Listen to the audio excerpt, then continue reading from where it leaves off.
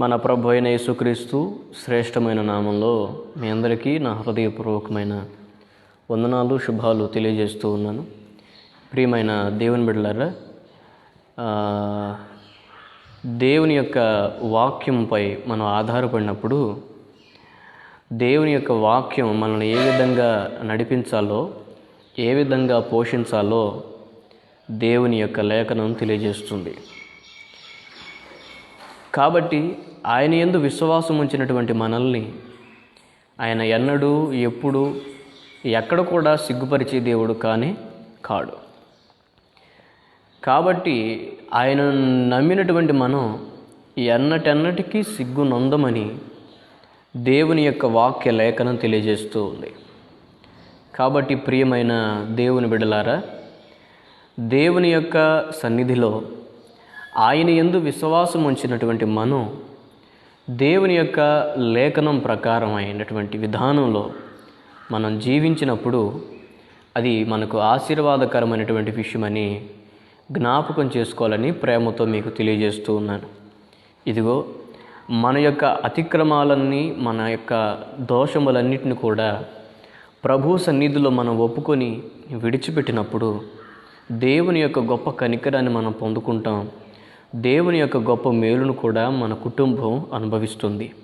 ఈనాడు మన సంఘమైన, మన కుటుంబమైన, మన సమాజమైన, మన దేశమైన దీవించబడి, ఆశీర్వదించబడి దేవుని యొక్క మేలుల చేత నింపబడాలి అంటే మొదటిగా మన పాప దోషాలను, అతిక్రమాలన్నింటినీ కూడా ప్రభు ఎదుట మనం ఒప్పుకున్న వారమైనప్పుడు దేవుని యొక్క ఉగ్రత తప్పించబడి దేవుని యొక్క మహిమ కలిగినటువంటి వాత్సల్యం, దేవుని కరుణావాత్సల్యం మనపై కురిపించబడుతూ ఉంది.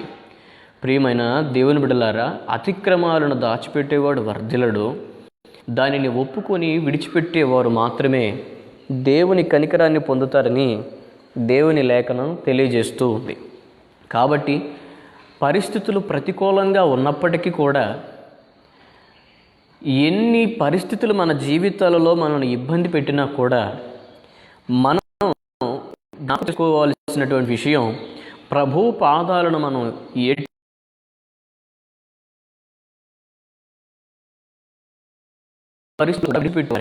ఈరోజు దేవుని చేతులకు అప్పగిస్తే, దేవుని చేతులకు కనుక మనం వాటిని సమర్పిస్తే అవి ఏవైనా సరే అవి ఆశీర్వాదకరంగా మార్చబడతాయి.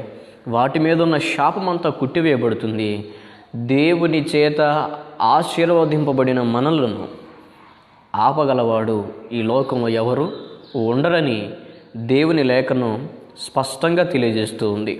ప్రియమైన నా సహోదరులారా, దేవుని యందు విశ్వాసం ఉంచినటువంటి మీరు మీ ప్రయత్నాలన్నింటినీ కూడా ప్రభు సఫలపరచగలిగిన సమర్థుడు. ఇశ్రాయేలును కాపాడేవాడు కునుకడు, నిద్రించడని దేవుని లేఖనం తెలియజేస్తూ ఉంది. ఎన్ని ఉపద్రవాలు, ఎన్ని తెగుళ్ళు, ఎన్ని భయంకరమైన విపత్కరమైన పరిస్థితులు మన జీవితాలలో ఎదురైనప్పటికీ కూడా ప్రభు మనకు తోడుగా ఉన్నంత కాలం ఈ లోకంలో ఏది కూడా మనకి ఏది హాని కలుగజేయదని దేవుని లేఖనం తెలియజేస్తూ ఉంది. ఇదిగో, నీకు వ్యతిరేకంగా రూపింపబడుతున్న ఏ ఆయుధాన్ని కూడా ప్రభు వర్ధిల్లింపజేసేటట్లుగా చేయడు. వాటిని నిష్ప్రయోజనమైన వాటినిగా ప్రభువు చేస్తాడు. కాబట్టి సంహారదూత తొలగిపోవునట్లుగా ప్రభు యొక్క రక్తపు నీడల్లో మనం దాచబడదాం. ఆయన కార్చిన రక్తములో ఉన్నటువంటి స్వస్థత, ఆయన కార్చినటువంటి రక్తములో ఉన్నటువంటి గొప్ప విడుదల, విమోచన ప్రతి ఒక్కరూ పొందుకోవాలని ప్రభునామం పేరట మీ అందరికీ ప్రేమపూర్వకంగా తెలియజేస్తూ ఉన్నాను. నా సహోదరి సహోదరులారా, ఈరోజు నీవు కలిగి ఉన్న సమస్తాన్ని కూడా ప్రభు పాదాల చెంతకు నువ్వు తేగలిగితే, బలిపీఠంపై నువ్వు అర్పించగలిగితే, వాటిని ప్రభు ఏ విధంగా మార్చగలడు అనేవి నీవు అర్పించిన తర్వాత చూడగలుగుతావు. ఆ ఆశీర్వాదం మనం చూడాలంటే మొదటిగా బలిపీఠంపైకి మనం ప్రేమించే వాటిని తీసుకొచ్చి పెట్టాలి. ఒక పేద విధవరాలు దేవాలయంలో దేవుని మాటలు విన్న తర్వాత, దేవుడు అయినటువంటి యేసుక్రీస్తు తెలియచేసినటువంటి బోధలు విన్న తర్వాత అందరూ కానుకలు తీసుకొచ్చి వాళ్ళ కానుకలను దేవునికి సమర్పిస్తూ ఉన్నారు. అంతలో వారిలో ఒక ముసలమ్మ, ఒక వృద్ధురాలు, ఒక విధవరాలు, ఆమె తన కానుకను కూడా తీసుకొచ్చి అర్పణగా వేసింది. ప్రియులరా, చాలామంది ఆమె కానుకను చూసి, ఆమె అర్పణ చూసి, ఈమె ఇంతకన్నా ఎక్కువ వేయలేదా అని ఆమెను కొంచెం తన మనసును బాధ పెట్టే, గాయపరిచే విధానంలో మాట్లాడారు. అయినా ఆ మాటకు ఆమె బాధపడలేదు. కానీ ఆ మాటను విన్నటువంటి ప్రభు వెంటనే ప్రతిస్పందించాడు. ప్రతిస్పందించిన వెంటనే ప్రభు చెప్పినటువంటి మాట ఏంటో తెలుసా? ప్రభు బదులిచ్చినటువంటి సమాధానం ఏంటో తెలుసా? ఇదిగో, మీరందరూ మీకు కలిగిన దానిలో కొంత తీసుకొచ్చి దేవునికి ఇచ్చారు, కానీ ఈ పేద విధవరాలను చూశారు. ఆమె లేమిలో ఉన్నప్పటికీ కూడా, ఆమెకు లేకపోయినప్పటికీ కూడా, తనకు జరగని పరిస్థితుల్లో తన ఇబ్బందుల్లో ఉన్నప్పటికీ కూడా తనకు కలిగినది అంతా తీసుకొచ్చి దేవునికి సమర్పించింది. ఇదిగో నేను చెప్తున్నాను, మీ అందరికంటే ఈమె గొప్ప కానుక వేసింది. ఈమె కానుక ద్వారా దేవుడు మహిమపరచబడ్డాడు, పరలోకము తనకి కనపరచబడ్డాడని ప్రభు స్టేట్మెంట్ ఇస్తాడు. ప్రియులారా, ఈ రోజుల్లో మనకు కలిగినది అంతటిలో కొంత భాగాన్ని దేవునికి మనం ఇవ్వగలుగుతున్నాం. కానీ ఆ పేద విధవరాలు వలె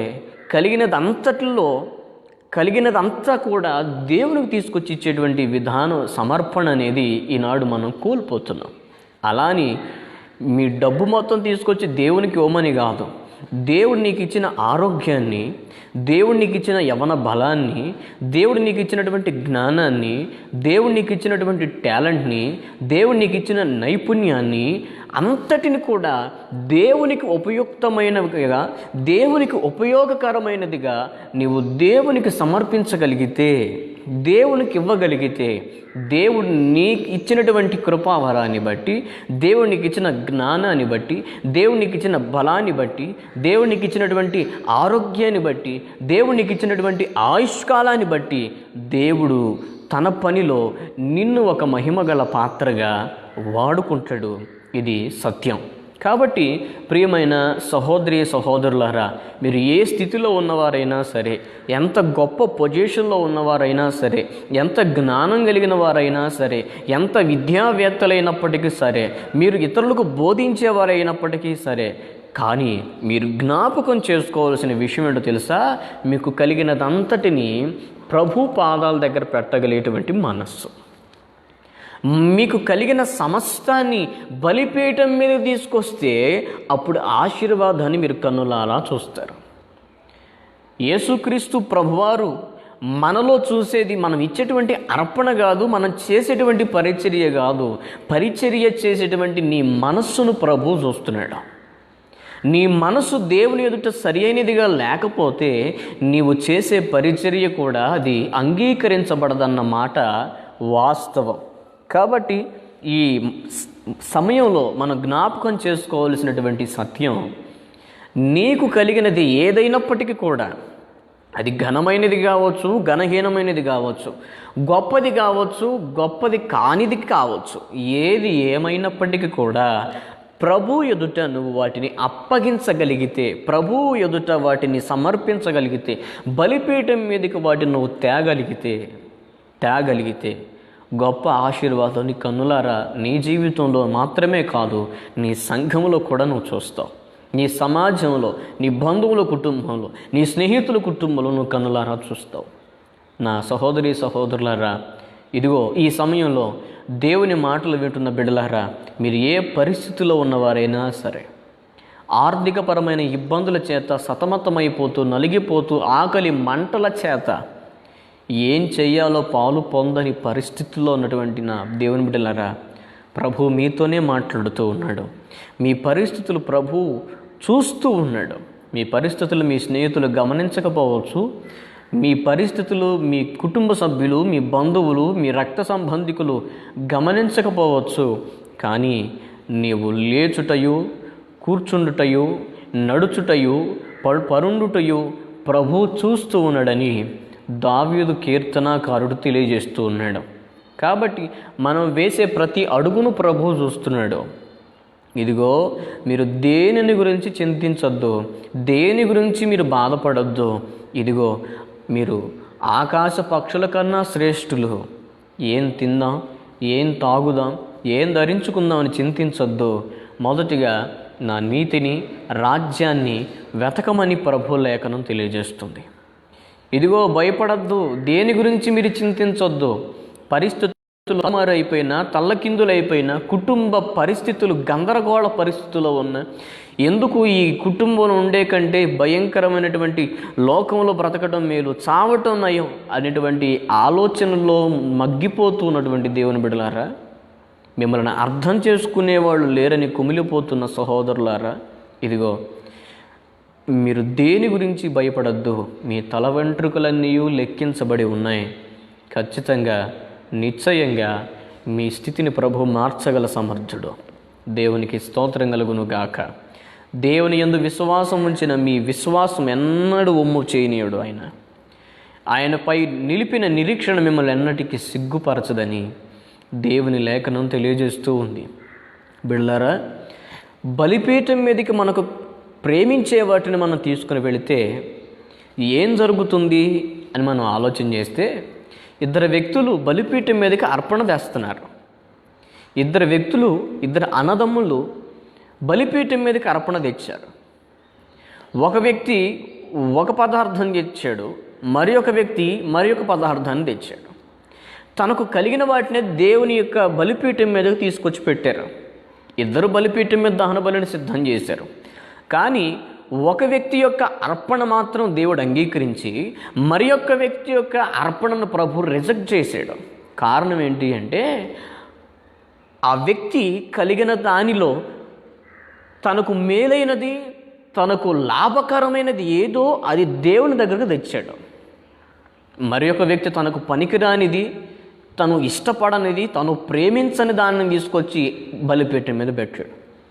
ఈరోజు మనం బలిపీఠం మీద ఏం పెడుతున్నాం? మనకి ఇష్టం లేని వాటిని పెడుతున్నామా, మనం ప్రేమించే వాటిని పెడుతున్నామా అని మనం ఆలోచన చేస్తే, దేవుని యొక్క లేఖనంలో మనం జ్ఞాపకం చేసుకోవాల్సిన సత్యం ఇది. అబ్రహాం గారి జీవితంలో జరిగిన అనుభవం. అబ్రహాం గారికి పిల్లలు లేనప్పుడు దేవుని సన్నిధిలో ప్రార్థించి వాగ్దానాన్ని పొందుకొని వృద్ధాప్యంలో ఒక చక్కని కుమారుణ్ణి దేవుడు వారికి బహుమానంగా ఇచ్చాడు. బహుమానంగా ఇచ్చిన తర్వాత ఆ కుమారుణ్ణి చూసుకొని సంతోషించి ఆనందిస్తున్నటువంటి తరుణంలో దేవుని యొక్క వాక్కు అబ్రహాముకు ప్రత్యక్షమైంది. అబ్రహాంతో దేవుడు మాట్లాడుతూ ఉన్నాడు. ఏమన్నా తెలుసా? అబ్రహామా అని పిలిచినప్పుడు అబ్రహాం గారు ఏమో తెలుసా? చిత్తము ప్రభువా, చిత్తము నాయన అని ఆ మాటను తెలియజేసిన, అయా చిత్తము అనే మాటకు, నీ దాసుడు ఆలకించుచున్నాడు, నువ్వు చెప్పిన మాటను నేను వింటాను, చెప్పయ్యా, ఆలకిస్తాను, నెరవేరుస్తాను అని అన్నాడు. ఈ మాటలన్నీ ఆదికాండం 22వ అధ్యాయంలో మొదటి నుండి మనం చదువుదాం. ఆ సంగతులు జరిగిన తర్వాత దేవుడు అబ్రహామును పరిశోధించెను. ఎట్లనగా, ఆయన అబ్రహామా అని పిలువగా అతడు చిత్తము ప్రభువా అనెను. ఈనాడు ప్రభు పిలిచినప్పుడు మనం చిత్తం అంటున్నామా? అయ్యా కొంచెం పని ఉందయ్యా చూసుకొని వస్తున్నా. దేవుని పిలుపును నిర్లక్ష్యం చేసేవారిగా మన జీవితంలో కొన్ని సందర్భాల్లో మనం ఉంటున్నాం. దేవుడు పిలిచినటువంటి పిలుపు విషయంలో మనం తప్పిపోతున్నాం. సమూయేలు ప్రవక్తను కూడా, బాలుడైన సమూయేలు పడుకున్నప్పుడు సమూయేలును కూడా దేవుడు పిలిచాడు. అది దేవుని పిలుపుని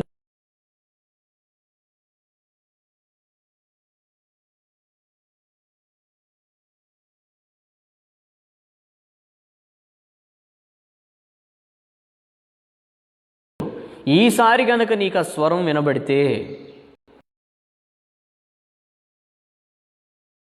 అని చెప్పు అని ఆత్మ సంబంధమైనటువంటి ఒక సత్యాన్ని దైవజనుడైనటువంటి ఏలి సమూయేలుకు నేర్పాడు. చూడండి, దేవుని పిలుపును నిర్లక్ష్యం చేసే వారితో దేవుడు మాట్లాడుతున్న విషయం ఏంటో తెలుసా? దేవుని పిలుపును పెడచెవిని పెట్టి దేవుని పిలుపుకు నువ్వు దూరంగా ఉంటూ దేవుని పిలుపు విషయంలో నువ్వు నిర్లక్ష్యంగా కనుక జీవిస్తే నీ జీవితంలో సమస్తాన్ని నువ్వు కోల్పోవాల్సి వస్తుంది, ఎంతో నష్టపోవాల్సి వస్తుంది. నష్టపోయిన తర్వాత వెనక్కి తిరిగి చూసుకున్నా ఆ పూడ్చుకోవడానికి ఆ నష్టం సరిపోనిదంత. మన జీవితంలో దేవుని పిలుపు నిర్లక్ష్యం చేసి మన జీవితంలో ఏది కూడా ఆశీర్వాదాన్ని మనం పొందలేమనే విషయాన్ని ప్రతి బిడ్డలు జ్ఞాపకం చేసుకోవాలి. ఇక్కడ చిత్తము ప్రభువా అని అబ్రహాము ప్రభువుతో మాట్లాడాడు. తర్వాత ప్రభు మాట్లాడుతున్న మాటను చూద్దాం. అప్పుడు ఆయన, నీకు ఒక్కడయ్యున్న నీ కుమారుని, నీకు ఒక్క కుమారుడుగా ఉన్నటువంటి ఇస్సాక్ అనేటువంటి వ్యక్తి ఉన్నాడు కదా అని అంతటితో ఆపేయకుండా దాన్ని వివరించుకుంటూ వచ్చాడు పరిశుద్ధాత్మ దేవుడు. ఎంత చక్కగా రాశాడో చూడండి. అనగా నీవు ప్రేమించు ఇస్సాకును తీసుకుని అన్నాడు. అంటే ప్రభు మన దగ్గర నుండి కోరుకునేది ఏంటో తెలుసా? మనం ద్వేషించే వాటిని కాదు, మనకిష్టం లేని వాటిని కాదు, మనం ప్రేమించే వాటిని బలిపీఠం మీద పెట్టినప్పుడు భక్తి జీవితంలో మనం విజయోత్సవాలతో ఊరేగించబడతాం. ఏ విషయంలో మనం ఓడిపోం, అపవాదిపై జై జీవితాన్ని మనం కలిగి జీవిస్తాం. ప్రిల్లరా, ఎంత గొప్ప సంగతి అది. నీవు ప్రేమించు ఇస్సాకును తీసుకొచ్చి మొరియా దేశంలో కనబడుతున్న ఒక పర్వతం మీద ఆ వ్యక్తిని నాకు బలిగా అర్పించు అంటే బలిపీఠం మీద పెట్టు నువ్వు ప్రేమించిన దాన్ని అన్నాడు. నాడు నీకు ఇష్టం లేని కూరను విడిచిపెట్టుకుంటున్నావు, ఇష్టం లేని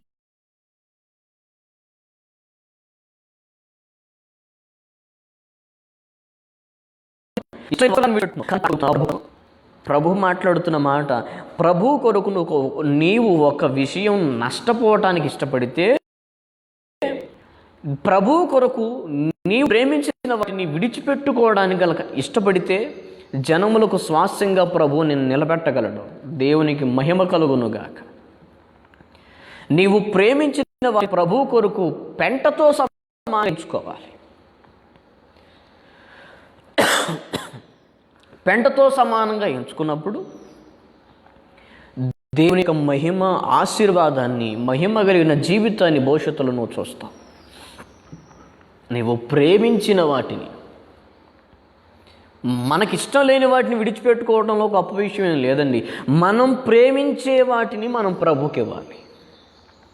ఒక బాలుడు ఉన్నాడు, కొండ మీద ప్రసంగం జరుగుతుంటే శిష్యులకు చెప్తాడు, అయ్యా అందరికి ఆహారం పెట్టండి అని. ఇంతమందికి ఆహారం పెట్టాలంటే డబ్బులు మనకి వస్తాయి ప్రభువా, ఎంత ఖర్చు అవుతుంది, అంత ఖర్చు లెక్కలు వేసుకుంటా కూర్చున్నారు శిష్యులు. కానీ ప్రభు చెప్తున్న మాట ఏంటో తెలుసా? మీరు వీరికి భోజనం సిద్ధం చేయండి. వీరు 3 దినాల నుంచి ఉపవాసం ఉన్నారు, ఏమీ తినలేదు. వీరు ప్రయాణమై వెళుతున్నప్పుడు మూర్చబడి కింద పడిపోతారేమో, కాబట్టి వీరికి ఆహారాన్ని పెట్టండి, ఆహారం పెట్టి పంపించండి అని అన్నప్పుడు శిష్యులు లెక్కలు వేసుకుంటూ ఉన్న సమయంలో ఒక చిన్నవాడిని ఒక శిష్యుడు తీసుకొచ్చాడు. ఆ చిన్నవాని చేతుల్లో తన ఆకలి తీర్చగలిగేంత ఆహారమే ఉంది. వాస్తవానికి పిల్లల మనస్తత్వం ఏంటండి? మన దగ్గర ఏదన్నా ఉంటే పిల్లలు తీసుకొని తినేటువంటి స్వభావం పిల్లలది. కానీ ఆ చిన్న పిల్లవాని పేరు పరిశుద్ధాత్మ దేవుడు బైబిల్లో రాయించలేదు. కానీ ఆ పరిచర్యలో పాలిభాగస్తునిగా మార్చబడినటువంటి ఆ బాలుడు, ఆ చిన్నవాడు తను తినడానికి, తన ఆకలిని తీర్చుకోవడానికి తెచ్చుకున్న రొట్టెల్ని, చేపల్ని ప్రభు చేతుల్లో పెట్టాడు. అంటే బాలుడు ప్రేమించిన దాన్ని దేవుని చేతుల్లో పెట్టినప్పుడు అక్కడేం జరిగిందో తెలుసా? అద్భుతం జరిగింది. ఎలాంటి అద్భుతం అంటే వాళ్ళ జీవితాల్లో ఎన్నడూ కని విని ఎరుగని అద్భుతం వాళ్ళ జీవితంలో ప్రభు జరిగించాడు.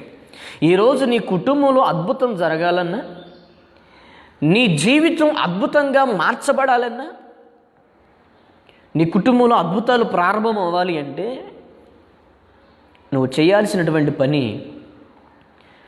కృపావరాలు కలిగిన దైవజనుల దగ్గరికి పరిగెత్తాల్సిన అవసరం లేదు. నువ్వు ప్రేమించే వాటిని ప్రభువు అప్పగిస్తే, నీవు ప్రేమించిన వాటిని బలిపీఠం మీద పెట్టగలిగితే అద్భుతాన్ని నువ్వు కనులారా చూస్తావు. ఒక చిన్నవాని ఆకలి తీర్చబడేటువంటి ఆహారం ఇంచుమించు పురుషుల సంఖ్య 5,000 మంది అని, పిల్లలు పురుషులు, ఇక స్త్రీల సంగతి తినగా 12 గంపలు ఎత్తారట. ఈ అద్భుతం ఎలా జరిగిందండి? తను ప్రేమించిన వాటిని దేవుని దగ్గరకు తీసుకొని రావటం వల్లనే కదా, ప్రేమించిన వాటిని బలిపీఠం మీద పెట్టడం వల్లనే కదా.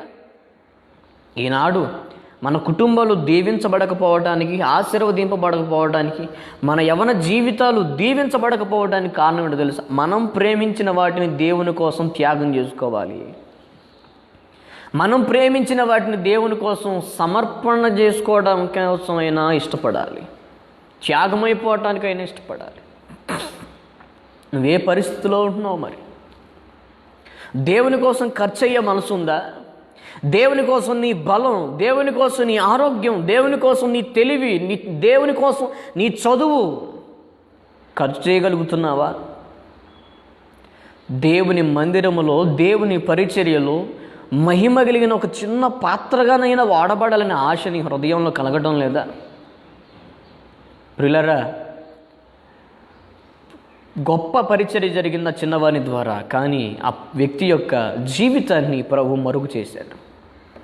దీనిని బట్టి మనం జ్ఞాపకం చేసుకోవాల్సిన విషయం ఏంటో తెలుసా? మన ద్వారా దేవుడు ఎన్ని అద్భుత కార్యాలను జరిగించినా మనం మరుగునుండాలి తప్ప ప్రజలకు కనబడకూడదు, పబ్లిసిటీ కోరుకోకూడదు. ఏ పరిస్థితుల్లో మనం ఉన్నాం? 10 మంది నన్ను గుర్తించాలి, 10 మంది నన్ను తెలుసుకోవాలి, 10 మందికి నేను తెలియాలి, 10 మంది నా పేరు తెలుసుకోవాలి, 10 మంది నన్ను గురించి మాట్లాడుకోవాలనేటువంటి గొప్పగా నువ్వు ఆలోచించుకొని ఊహించుకుంటున్నావే తప్ప, నా ప్రభు నన్ను గురించి గొప్పగా చెప్పాలి, నా గురించి నా దేవుడు సాక్ష్యం చెప్పాలనే ఆశ నీ హృదయంలో ఎప్పుడైనా ఉన్నదా? యోబు గ్రంథంలో సాతానుతో ప్రభు అంటాడు, ఇదిగో నువ్వు ఎక్కడి నుంచి వచ్చావంటే భూమి మీద అటు ఇటు తిరిగి వచ్చానయ్యా అని అంటాడు. ఇదిగో నా సేవకుడైన యోబు సంగతి నువ్వు ఆలోచించితివా? ఆయన యథార్థవంతుడు, నీతిమంతుడు, చెడుతనాన్ని విసర్జించిన వాడు, అతని వంటి వాడు భూమి మీద ఎవరూ లేరంట. ఎవరు చెప్తున్నారు ఈ సాక్ష్యం? పక్కింటోళ్ళు, ఎదిరింటోళ్ళు కాదండి, సాక్షాత్తు ప్రభువే సాక్ష్యం చెప్తున్నాడు యోబును గురించి. యోబు గారి గురించి సాక్ష్యం ఇస్తూ ఉన్నాడు దేవుడే. ఈరోజు నిన్ను గురించి, నన్ను గురించి ప్రభు సాక్ష్యం ఇవ్వగలుగుతున్నాడా? ఎన్ని సమస్యలు ఎదురైనా నా నుంచి నా కుమారుడు, నా కుమార్తె దూరం కాలేదని ప్రభు సాక్ష్యం చెప్పగలడా? మేలు జరిగినప్పుడు ప్రభువుని సంతోషించి ఆరాధిస్తావు, అదే నీ జీవితంలో కీడు ఎదురైనప్పుడు ప్రభువు సన్నిధిలో ప్రార్థించడం మానేస్తావు, మర్చిపోతావు. ఏదంటే నువ్వు ప్రేమించిన దాన్ని దేవునికి ఇవ్వటం, ఆ వైరాగ్యంలోనికి నువ్వు రావాలి, నిన్ను నీవు ఉపేక్షించుకోవాలి, నిన్ను నీవు వద్దనుకోవాలి. దేవుని కోసం దేనినైనా వదులుకోవటానికి ఇష్టపడాలి. నీకు నచ్చని వాటిని విడిచిపెట్టడంలో గొప్ప విషయం కాదు. నీవు ప్రేమించిన వాటిని నువ్వు ప్రభు కొరకు విడిచిపెట్టుకో, గొప్ప ఆశీర్వాదాన్ని కనులారా నువ్వు చూస్తావు. ఈ పరిస్థితులన్నీ నీ జీవితంలో ప్రభు అమలు చేయాలని కోరుకుంటున్నాడు. ఈరోజు ఈ మాటలు వింటున్న నా దేవుని బిడ్డలారా, హృదయపూర్వకమైనటువంటి విషయాలు ఇవి. దేవుడు మాట్లాడుతున్న సందర్భం ఇది. దేవుడు తట్టి లేపుతూ ఉన్న మెళుకోలేని వ్యక్తిగా నువ్వు జీవించొద్దు. ప్రభు మాట్లాడుతున్న మాటలను గ్రహించుకుని ఆ మాటల ప్రకారంగా జీవించండి. అట్టి కృప ప్రభువుని అందరికీ దయచేస్తాడు. ప్రార్థన చేసుకుందాం, తలలు వంచుదాం. మహాపరిశుద్ధుడా, కృపా సత్య సంపూర్ణుడమైన ప్రభువా, నీ ఘనమైన పరిశుద్ధమైన నామాన్ని బట్టి వందనాలు.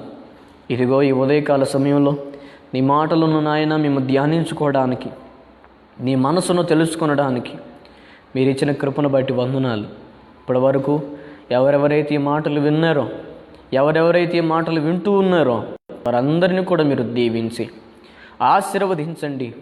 తాము ప్రేమించిన వాటిని బలిపీఠం మీద పెట్టగలిగే వైరాగ్యాన్ని, ఆ సమర్పణని బిడ్డలకు మీరు కలుగజేసి బలపరచమని, సమస్త మహిమ ఘనత ప్రభావాలు నీకు మాత్రమే ఆరోపించుకుంటూ యేసయ్య పరిశుద్ధ నామాన్ని బట్టి ప్రార్థించి వేడుకుంటున్నాము తండ్రి. ఆమెన్. ఆమెన్. Praise lord.